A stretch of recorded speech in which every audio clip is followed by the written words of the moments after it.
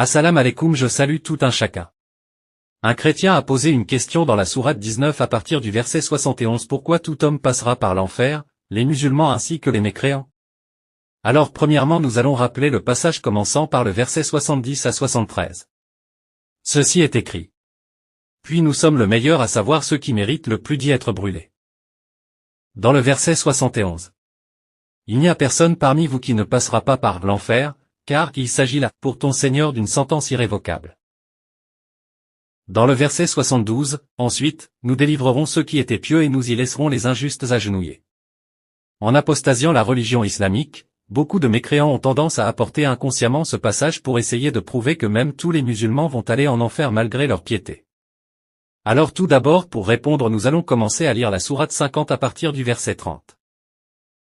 Ceci est écrit. Le jour où nous dirons à l'enfer, es-tu rempli? Il dira, en a-t-il encore? Et dans la sourate 96, verset 18 Allah dit. Nous appellerons les gardiens de l'enfer. Alors dans ces deux versets que nous venons de lire tout de suite, nous constatons que l'enfer ainsi que les gardiens de l'enfer tous obéissent à Allah. Dans la sourate 39, verset 61 c'est écrit. Et Allah sauvera ceux qui ont été pieux en leur faisant gagner leur place au paradis. Nul mal ne les touchera et ils ne seront point affligés. Dans le verset 62. Allah est le créateur de toutes choses, et de toutes choses il est garant.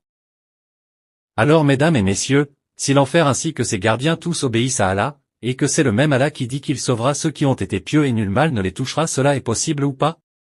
Et pour terminer dans la même sourate 19, versets 85 à 87 ceci est écrit.